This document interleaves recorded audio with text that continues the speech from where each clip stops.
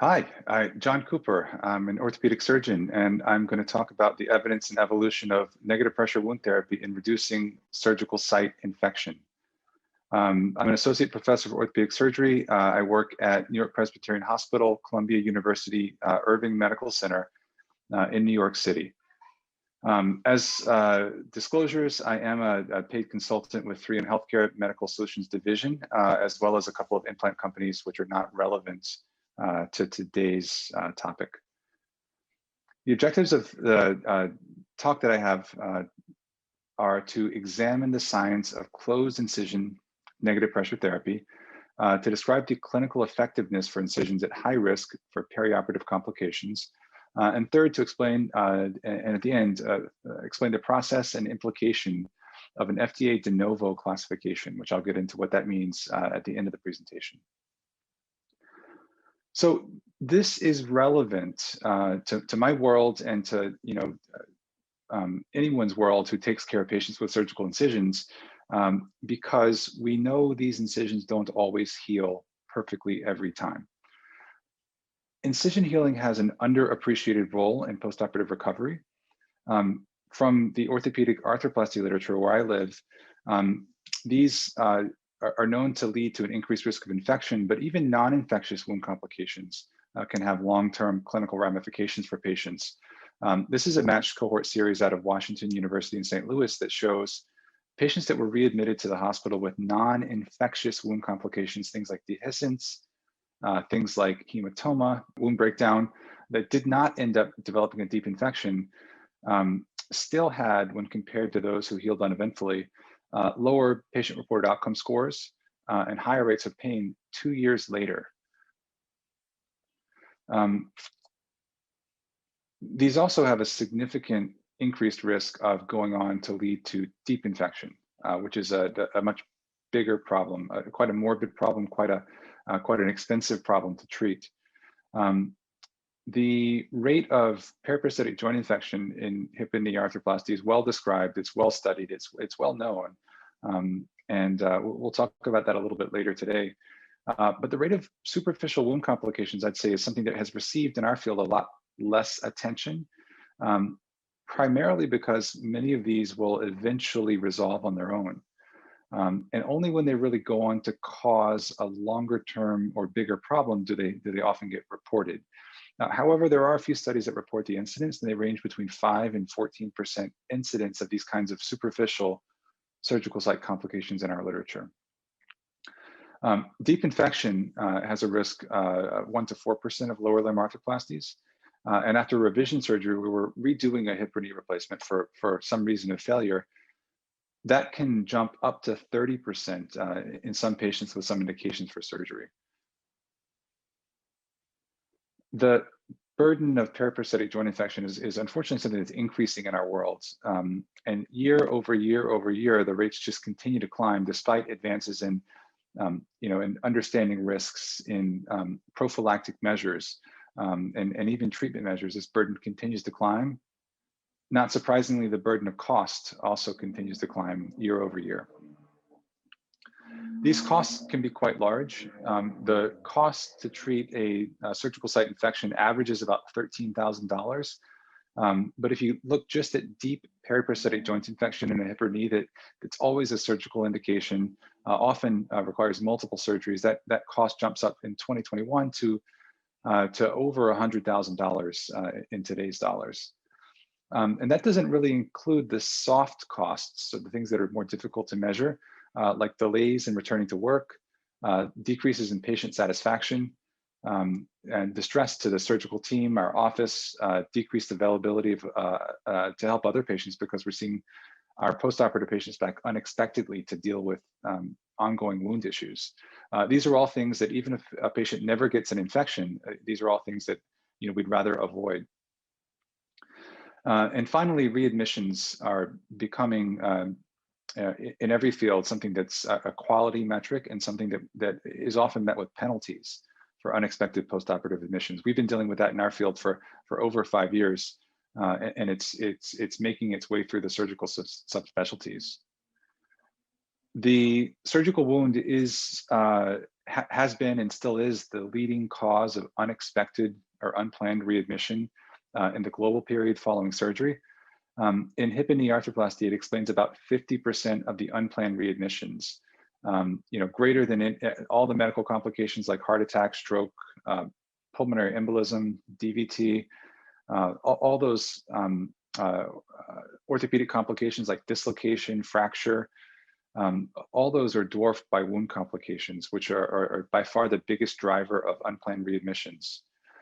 So it begs the question, are there things that we can do in orthopedics and other specialties that can try to make this incision healing process a bit more reliable, to decrease the risk of complications, to spare patients morbidity, to spare patients infection, to decrease cost, to decrease readmissions and improve our quality. So the postoperative dressings that we have conventionally used are a passive therapy device where we close the incision in the operating room and we put something on top of the incision and wait for that incision to heal. Now, there has been a shift in the way these dressings have been designed over the past 10 to 20 years, where we've gone from short duration dressings like gauze and tape that we would change on a daily basis to longer term dressings, island dressings that are left in place from the operating room for 5 days, 7 days. Some institutions and providers leave these on for a couple of weeks. Some of these have antimicrobial properties inside. Often we add or use a skin glue to seal the incision shut. We use often skin glue with an elastic mesh tape to help share some of the tension. And these generally work quite well, certainly work better than gauze. Multiple studies have shown that. They're associated with high rates of patient satisfaction. They're waterproof, patients can shower right away, and there are no dressing changes unless the dressing saturates. And that's why these have become our standard of care. Again, lower rates of infection with these more advanced passive therapy technologies. Closed incision negative pressure therapy is an active wound management system, wound therapy that incorporates active negative pressure at that incision site. So rather than just waiting on the incision to heal itself and trying to protect it during that time, this is doing things to change the biology at that level. Now, these were introduced into the literature in 2006, but this technology and this treatment regimen has been in practice since the mid-1990s at certain centers. And it's intended to provide a clean, dry, predictable wound environment in the immediate postoperative period. And as it was being introduced into clinical practice and into the literature, intended for primarily closed incisions in areas with high rates of wound complications. This is the first publication from an orthopedic trauma group about closed incision negative pressure therapy, a retrospective study, 35 patients, mean duration of use of 3 days. And what they found was that they were having lower rates of dressing changes, less dressings needed postoperatively. And in this group of 35 high-risk patients and surgeries, 2 of the cases seen here, they had no rates of infection.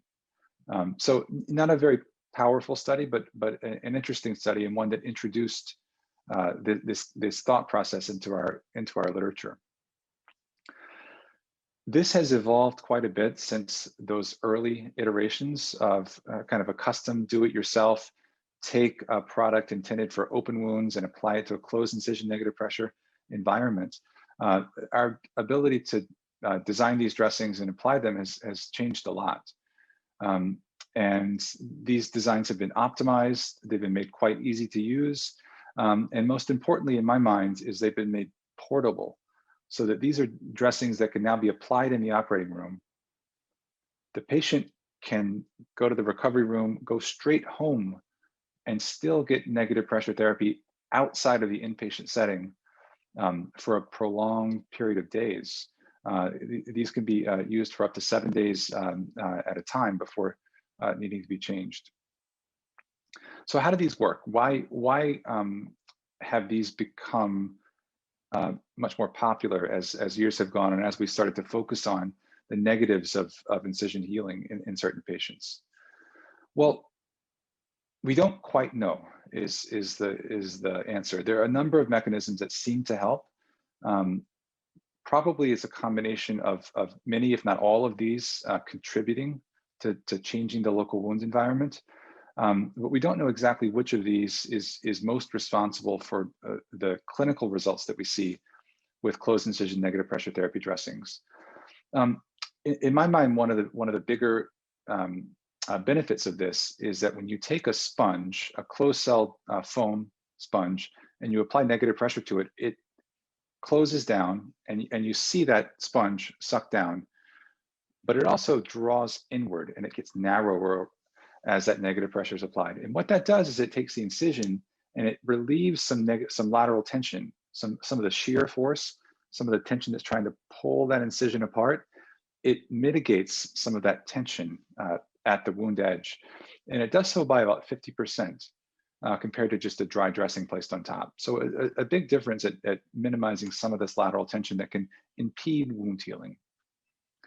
This is directly proportional to the width of the dressing, which is why you see many of the Prevena products that are used being quite a bit wider than the picture I showed of the custom do-it-yourself incisional vac that I made that was about 1 centimeter wide. This is an example of one of my patients, morbidly obese, super obese patient that I inherited with an infected right hip replacement. I did a one-stage exchange for an acute postoperative infection on her through the same anterior approach incision. And you can see her pannus and the folds that she has that go right through this incision.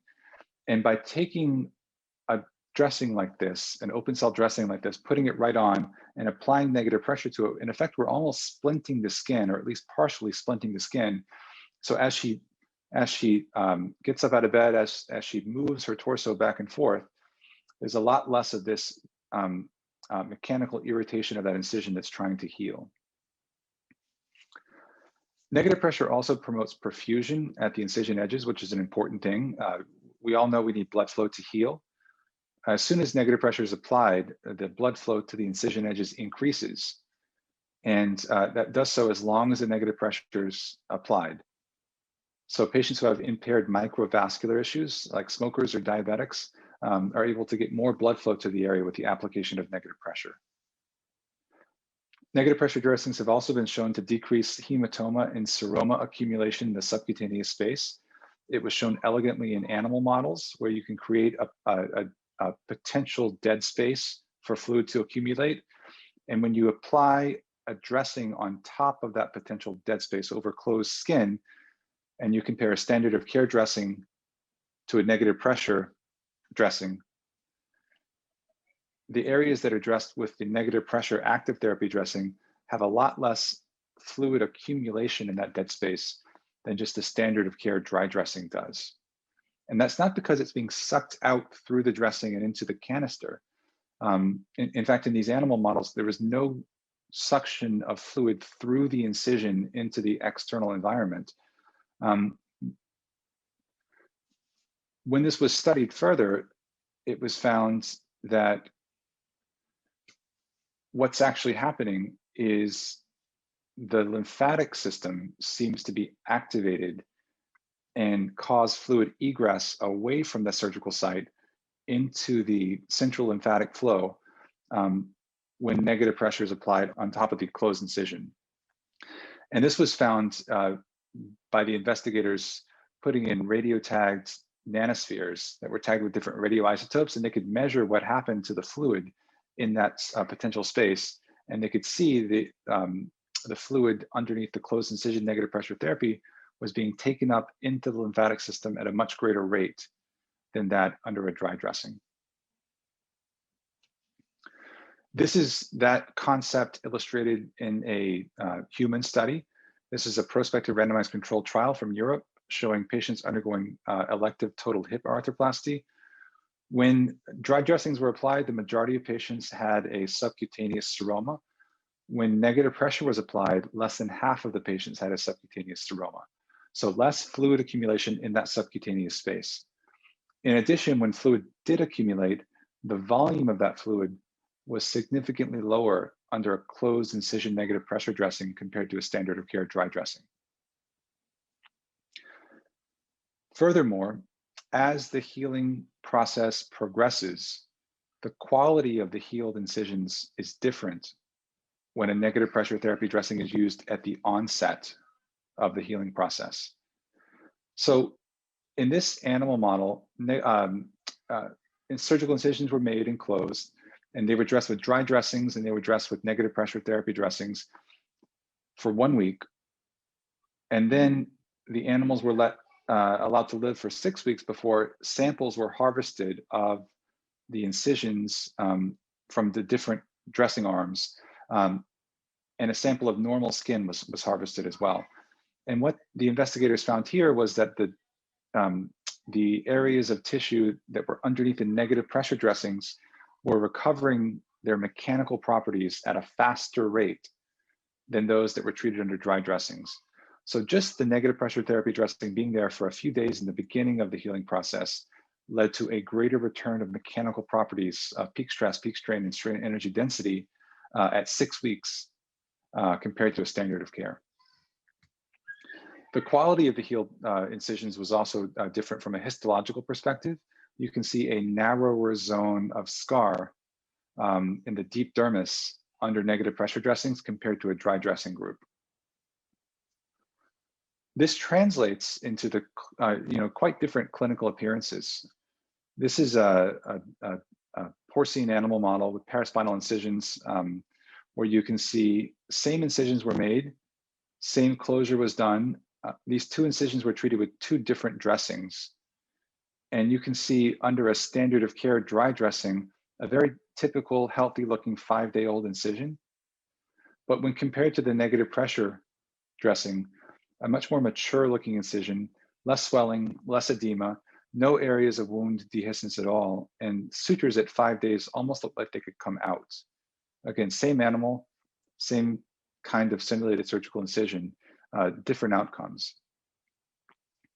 So in summary, I like to think about the potential benefits of negative pressure therapy on a closed incision as having an immediate impact when that incision is first dressed with this active therapy device.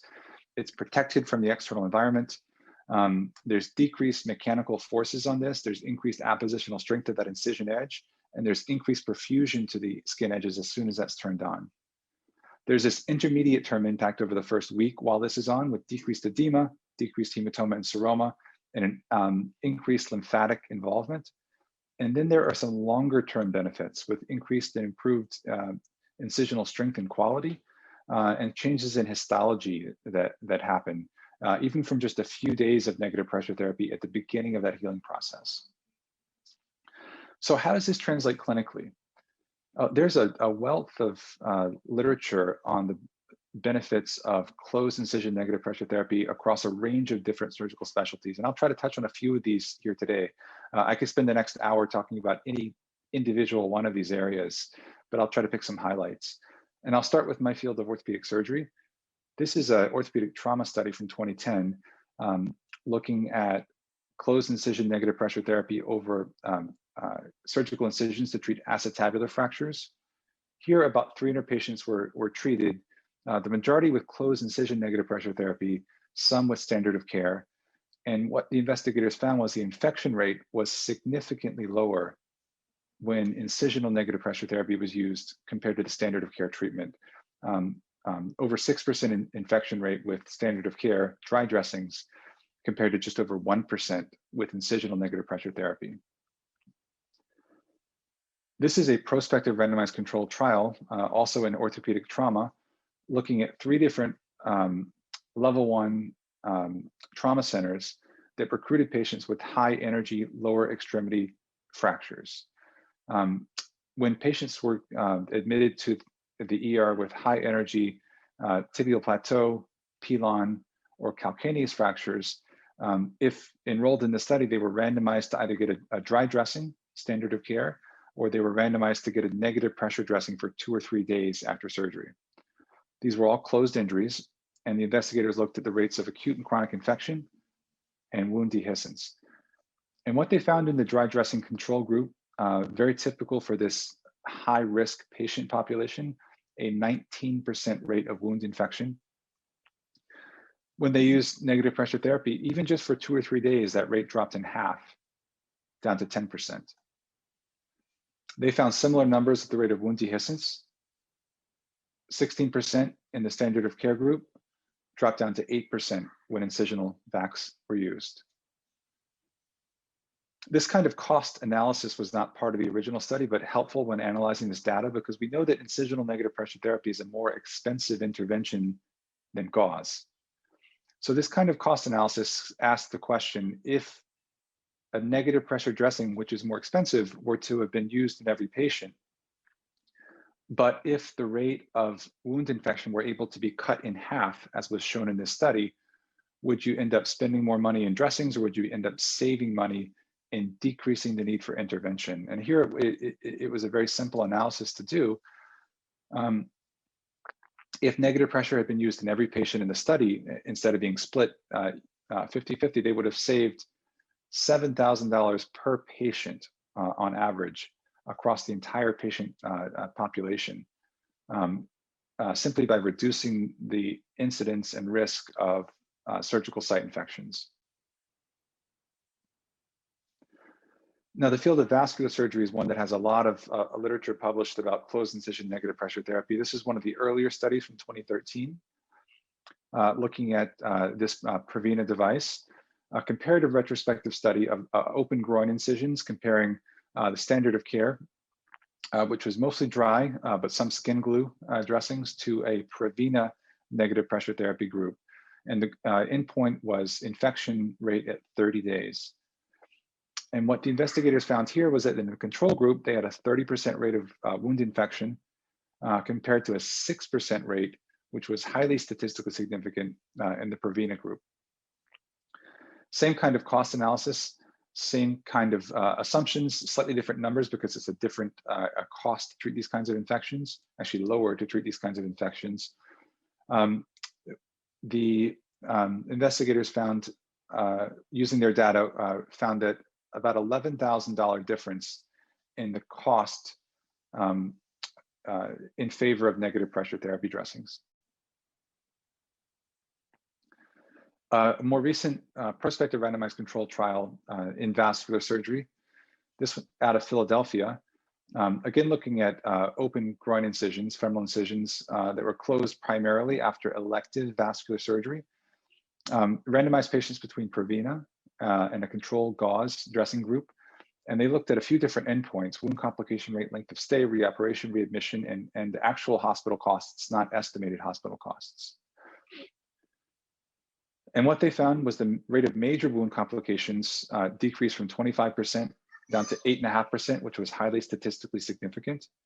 And that the total cost per patient, if looked at the actual hospital costs, even factoring in the higher costs of the negative pressure dressings, which was a substantial higher cost, the overall total cost of care for these patients was $6,000 lower when Prevena was used, compared to standard of care. Cardiothoracic surgery has a number of studies published about utility of closed incision negative pressure therapy. This is a prospective non-randomized study looking at median sternotomy incisions in obese patients. 150 consecutive surgeries, cardiac surgeries that were done via a median sternotomy. 75 got a Prevena, 75 got a conventional dry dressing. And the primary endpoint was wound infection within 90 days of surgery. The investigators here found a 16% rate of wound infection in the control group. And when compared to the Prevena group, they noticed a fourfold reduction, 75% reduction in the rate of wound infection. And they took this analysis a little bit further than many studies do, and they looked at the kinds of organisms that were causative of the infections. And they looked specifically at the gram-positive skin flora organisms, or those that might be associated with one of these outside-in infections through an incision that maybe had not completely healed yet.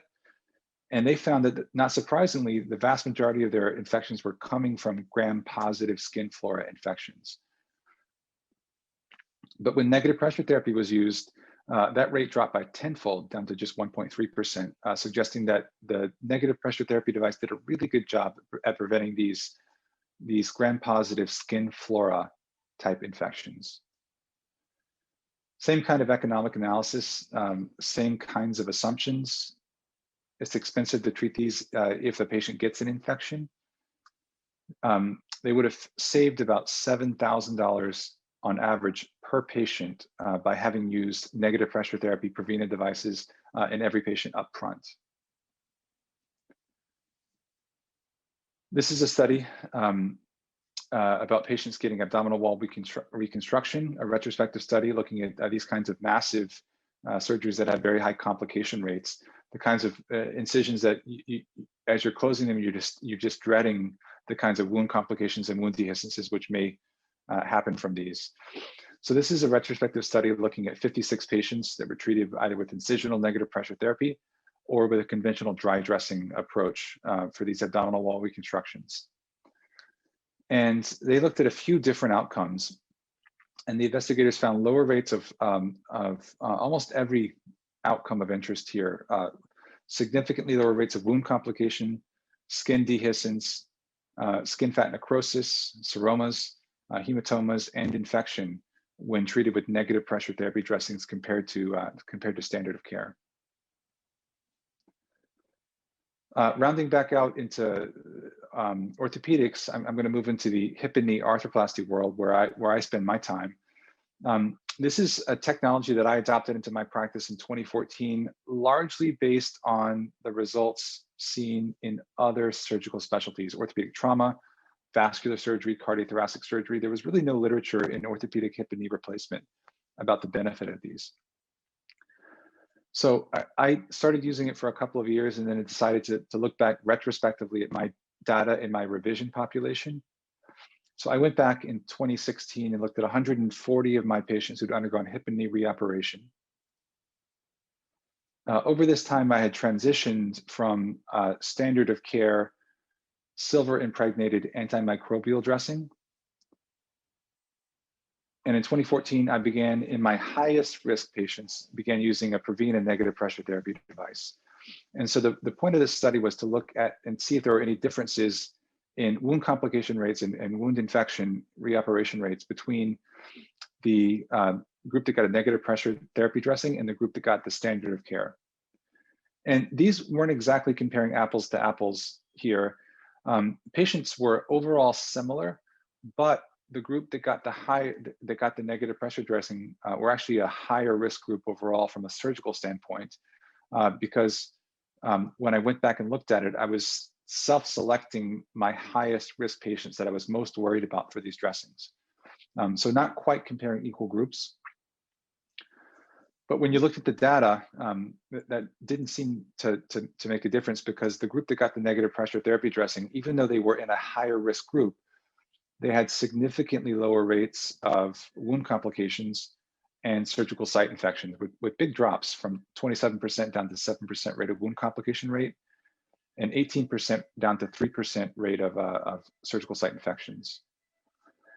Reoperations and deep infections, also clinically big differences. My numbers were too small to have either of these reach statistical significance in this study. We went back and looked at a couple of years later at a larger group of patients being treated for periprosthetic fractures in my practice and also in 3 of my colleagues. These are particularly interesting injuries because of the very high rates of wound complications, wound infection, and even patient mortality with this kind of an injury. So we look back over a 6-year period at 4 surgeons who, much like myself, had transitioned from a standard of care antimicrobial dressing to a closed incision negative pressure therapy dressing. And we found significant differences and improvements in wound complication rates, reoperation rates, and deep infection rates, where we had a 25% rate of deep infection, which was consistent with the literature with our standard of care dressing. In the patients in this study that were treated with a negative pressure dressing, we had no deep infections. This is a randomized controlled trial in hip and knee arthroplasty from the Cleveland Clinic. Same kind of study question that I presented in our retrospective data, asking if there are any differences in infection rates, reoperation rates, readmission rates between the standard of care, silver impregnated antimicrobial dressing, and a closed incision negative pressure therapy dressing. And so what this study found, numbers that were quite similar to the retrospective numbers that we had produced 3 years earlier, but with much more rigorous and better methodology. Significant improvements in the rates of wound complications from 24% down to 10%, and significant improvements in the rate of reoperations from 12% down to 2.5%. So when looking at the literature from a larger perspective, sometimes it's helpful to do a meta-analysis and try to pool some of this data from individual studies together, and that's been done a couple of times. This is one that was published in Plastic and Reconstructive Surgery in 2015, one of the earlier meta-analyses, and they found that looking at the first 14 comparative studies that were published on this, level 1, level 2, and level 3 evidence, they were able to identify 4,600 patients that compared standard of care therapy to negative pressure therapy. And they found that the overall relative reduction in risk was about 30% reduction in risk of SSIs when using negative pressure therapy compared to standard of care. This is a more recent meta-analysis from 2019, so 4 years later, that was able to incorporate more literature and higher quality literature. They were able to look at 30 different comparative studies across a range of different surgical specialties. And they were able to come to the conclusion that there was an odds ratio in favor of negative pressure therapy at reducing SSIs of 2.66. So, you know, as you can see, every single one of these studies had a, you know, if this is no difference between standard of care and negative pressure therapy, every single one of these studies was in favor of negative pressure. And when you pool the data, you could see how powerful that protective effect was.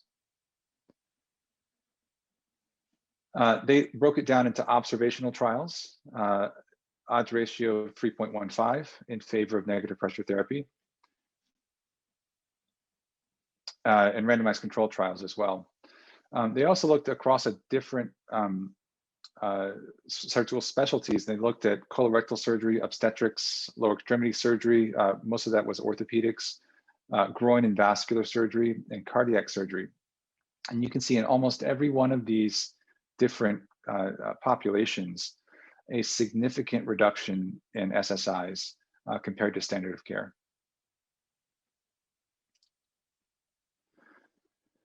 And that brings me to the last part of the talk, which is the FDA and some recent changes that have happened. So closed incision negative pressure therapy is not a new concept. It's been around a long time. And year after year after year, the body of evidence that supports utility of this continues to grow.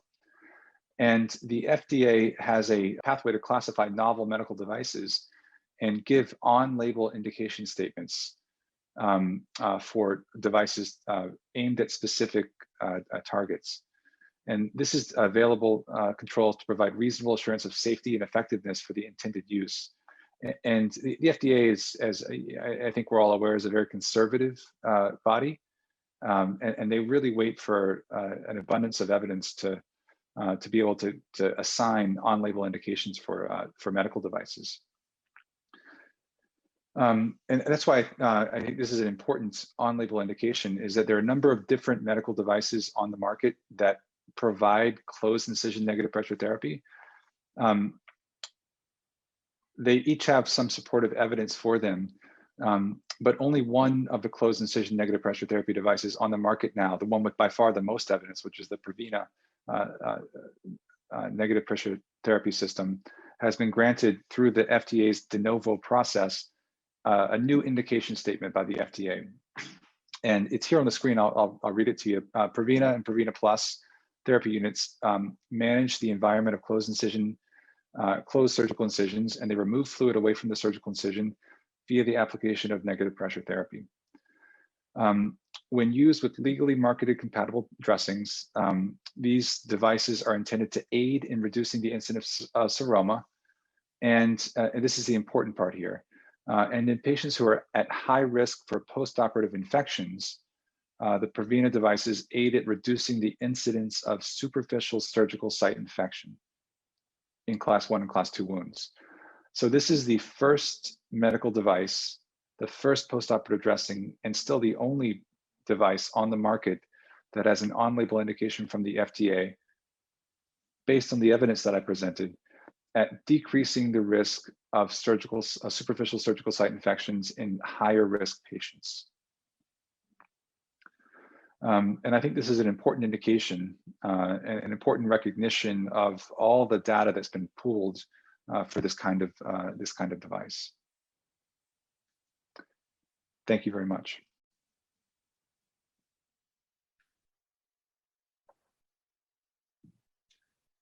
So we're going to get to some questions, and thank you for sending in questions. There's a number already in the Q&A, and certainly if any questions come to mind and you want to send them in, please go ahead and do that, and I'll make sure to get to all the questions. So the first question that came in is, for total knee arthroplasty, what is the optimal time for leaving a negative pressure dressing in place, and what activity level does this impose, if any? So I think of closed incision negative pressure therapy as a continuum, and generally I tend to see better results from a swelling perspective and from a healing perspective with more maturity the longer it's on. The dressings are designed and FDA approved to leave on for 7 days. So I would say an optimal time to aim to leave these on is 5 to 7 days. As long as they're in place and working well, I often don't remove them or ask patients to remove them before the 7-day mark when the negative pressure source dies. During this time, patients don't typically feel a lot of restriction. I try to apply this in the operating room at a kind of a mid-flexion point between full extension and between 90 degrees of flexion, so that midpoint allows both full extension and flexion past 90 degrees without being too restrictive on either end. When done that way and when done well, patients don't tend to feel a lot of restriction, although when it comes off at a week, they'll often say, now I feel like I can bend my knee a little bit more. So not really any activity level restrictions. And the dressing is water resistant, so fine to shower with without concerns. I think if there are issues with tolerance or with blisters, which happen occasionally with this, or if a patient feels it's really restrictive, it can come off before 5 days. And still, there are real benefits that happen after 2 or 3 days. But if it's well tolerated, 5 to 7 days is kind of ideal.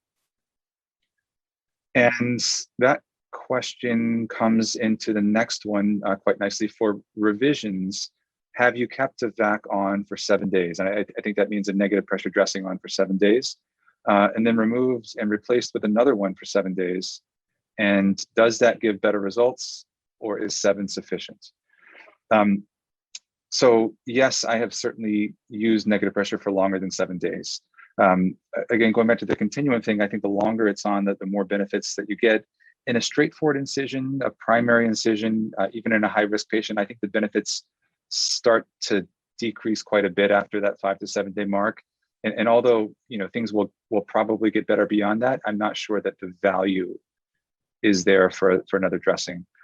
But in high-risk incisions and revision incisions and quite tenuous incisions where you're really concerned about the healing or the vascularity or the perfusion or the mechanical strength of that, I think leaving it on for, or using a new one at 7 days and replacing it and going for 14 days is great. I've used this up to, I think, 26 or 28 days in some patients with in really high-risk incisions without skin complications, without worries at all. So for straightforward things, I think 7 days is sufficient. For high-risk things, I think that more than 7 days makes sense selectively. Again, the on-label use for these dressings is 7 days. So if you're going to go beyond that and still stay with on-label use, you need to replace the dressing. Next question, can this be used post-amputations over closed incision with absorbable antibiotic beads? Yes, this can be used over post-amputations, over closed incisions. It's not a part of my practice. Not a part of my practice. However, this is something that a lot of people who do amputations have found great utility for. I think that that's a high-risk incision, as anybody who does these cases recognizes. And negative pressure therapy over an amputation stump, I think makes great sense in a high-risk patient. Using it with absorbable antibiotic beads is something that I've done in arthroplasty. It's something that when I'm using absorbable calcium sulfate antibiotic beads, those are particularly high-risk patients. And I've anecdotally found those absorbable calcium sulfate beads to actually promote wound drainage. And so those make a high-risk incision, even a little bit more problematic. And so negative pressure over those is quite helpful. And I would assume the same in an amputation stump. Next question is, when you pull the Prevena at the first week, do you put on silver dressing or do you go to 4x4 integuderms? So I usually don't see my patients back until the 2-week mark. And if you do the math, that means their dressing is stopping or being stopped at about a week before I see them. I give instructions for one of two options, whatever the patient's more comfortable with. Number one, they can just pull the dressing off and leave it open to air at home. And that's what most people end up doing. I don't think it needs to be covered at 7 days. There's good epithelialization at 7 days. There's no drainage at 7 days. I think leaving it open to air is fine. Some patients aren't, for whatever reason, aren't comfortable pulling the dressing off at home, and that's okay. In which case, when the negative pressure source stops working, I think of the existing negative pressure dressing as a cover dressing, and I just ask the patients to leave it on. Don't bother taking it off. Don't bother changing it. Don't bother putting on gauze or silver dressings. Just leave on the existing negative pressure dressing as a cover dressing. You can certainly cut the tubing off at the dressing so that there's not this tube they have to carry around with them. And that's also tolerated fine. If I were seeing the patients back in the office at 7 days and taking it off myself, I would not feel compelled to put on a silver dressing for the vast majority, which are nicely healed at 7 days. But I think it's also fine. So it's kind of surgeon preference at that point. Next question: can you use a Prevena directly over Perneo? Perneo, I'm sure most people know what it is, but it's a polymer mesh with a skin glue on top of it. It's a nice tension sharing device. I use that a lot. Can you use a Prevena directly over the Perneo? And if so, how do you use the Perneo incisional wound vac system? So I don't tend to combine them. I tend to use the Perneo for my sort of moderate risk, high tension incisions. Works really well for that. The true high risk incisions that are, patients with multiple comorbidities, diabetes, obesity, immunosuppression, aggressive blood thinners, those kinds of things together, I find the Prevena quite helpful just by itself. I close the incision, don't add skin glue, don't add another dressing, just put the Prevena right on top. The Perneo works really well because it helps to share some of the lateral tension and minimize the shear at that incision. Prevena does the same thing, different mechanism, but it does the same thing. It really stabilizes the skin edges to themselves and acts to splint the skin. And you can certainly use it with Perneo as long as you let the skin glue dry, but I don't feel compelled to use them together. Next question is, how is this device different from a PICO negative pressure wound therapy device, or are they the same in their capacity? So good question. There are other closed incision negative pressure devices on the market now. And there are fundamental differences in how the dressings are built, in the source of negative pressure, in the capacity to absorb drainage. The Prevena is built as a closed cell reticulated foam dressing. So there's actually a foam that as the negative pressure is applied, the foam sort of collapses on itself and sort of draws in at the same time. That allows mechanical stabilization of the skin, like you would get, similarly to a perneo dressing. Other dressing systems, which are just more of a absorbable layer on the surface, don't have that mechanical stabilization. The negative pressure amount is more in a Previna, negative 125, compared to, I think, negative 85 in a Pico. So the level of negative pressure is different. The capacity to absorb a little bit of drainage, there's actually a canister with the Previna that can absorb either 45 cc's or 150 cc's of drainage into a canister and keep it away from the surgical site. In a primary incision, I rarely see drainage happening, but in a revision, occasionally 5, 10, 15% of the time, you can get drainage, and it's nice to have some ability to absorb that drainage away from the incision so that it doesn't sit there right against the incision in the dressing itself.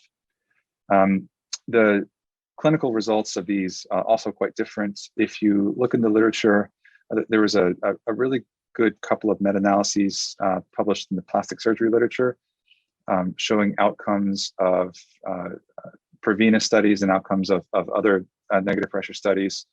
The Previna studies were statistically significantly better at reducing surgical site complications, superficial surgical site infections. And that's one of the main reasons why the FDA has given a singular indication to the Previna device through their de novo process, where the Previna has an on-label indication, as the only negative pressure device with this indication to reduce the risk of superficial surgical site infection over high-risk closed incisions. The other competitive products don't have that indication. Next question, what is the cost of the Previna device? It varies a little bit system to system, depending on some negotiated prices. In general, I can tell you my institution, which is pretty standard. The entire kit, which includes the dressing, plus the tubing, plus the source of negative pressure, is around $500. Some of the larger customizable dressings that have the longer 90 centimeter foam dressing and the larger pump, I think can be a little bit more than that. If you just use the dressing and not the pump, you can save quite a bit of money and then hook it up to an inpatient larger vac machine. And if I'm anticipating a length of stay of a week or a week and a half or 2 weeks, or I'm going to have the patient in the hospital anyway, I'll just use the dressing. I won't use the kit and save the portable pump, the cost of that portable pump. So there's some variability, probably, under $300 to $600 is the range, depending on what exactly you're using there. Next question. Is the Previna recyclable and how you dispose? Good question. I don't know the answer if it's recyclable or not. We dispose of them, treat them as single-use medical devices. I ask the patient to dispose of them at home before coming back to the office. I still have some patients bring it back to me, in which case I dispose of it in our medical waste receptacle. Another question, are there any signs in surgery that warrant the need for a negative pressure dressing if you were not planning to use it? Or is it primarily based on the patient's comorbidities or type of procedure? A good question. So there's a risk stratification algorithm that I use for primary patients where I make the decision almost exclusively on their comorbidities ahead of time. So I know what dressing I'm using.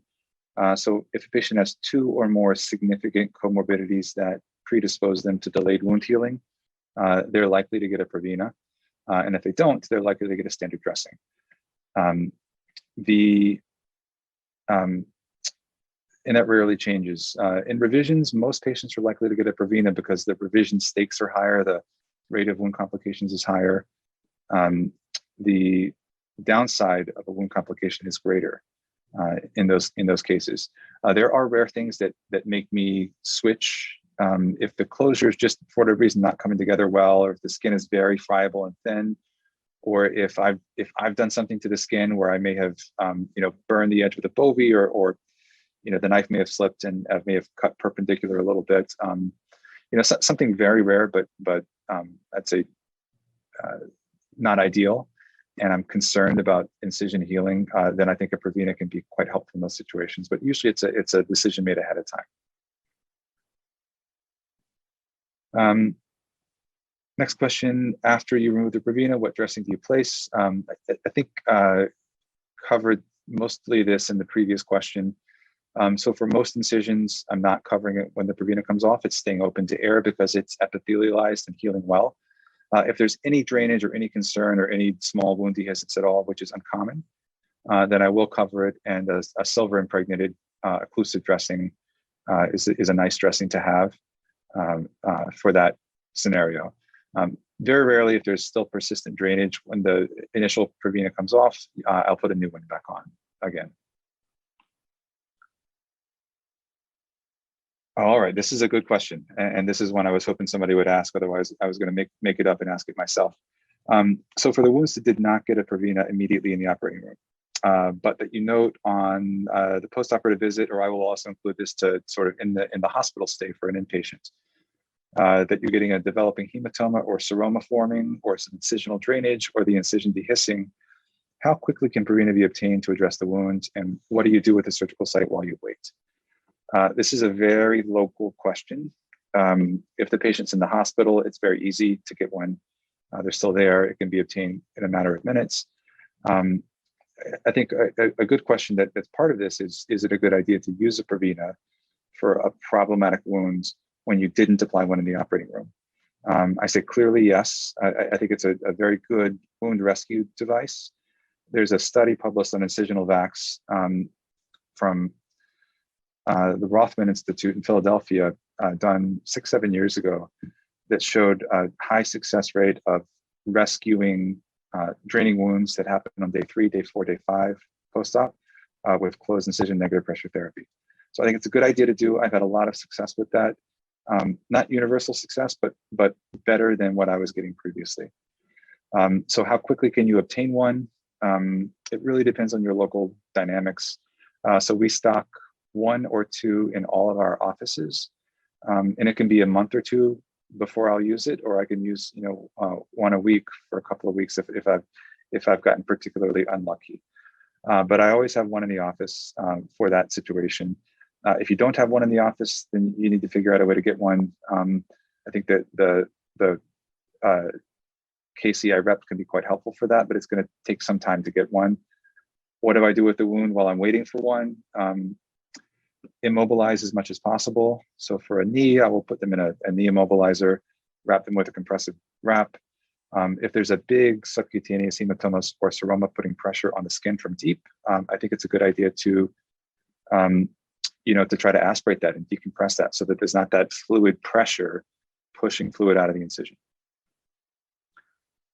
Next question: is there a surgical incision minimum or maximum size to use Prevena? No, there's not. The smallest dressing, I think, is 13 centimeters, or for a 13 centimeter incision. The longest customizable is 90 centimeters, so quite long. It can go the entire femur. It can be cut and made into complex shapes like S shapes or T shapes. If you have that, we don't have that very often in orthopedics. But there's no real minimum or maximum size. It's picking the right size dressing for the right size incision. 13 centimeter, 20 centimeter, 35 centimeter are kind of the MIS standard and revisions shape incisions. And then there's a 90 centimeter customizable that can really be a workhorse for almost anything. I'm being told that 3M does have a Prevena recycling program. Customer care center will support your needs. Good to know. And I think the last question we have is Prevena easy to apply if you have never used it? Yes, it is. It's like pulling off it's like any dressing. You want to pull off the adhesive backing. You want to make sure that the skin and surrounding skin is dry and clean and not wet. And you just want to gently put it down and make sure that you pat down the edges to get a good seal around. Try not to wrinkle the tegaderm border, because if you do, you predispose to little air leaks.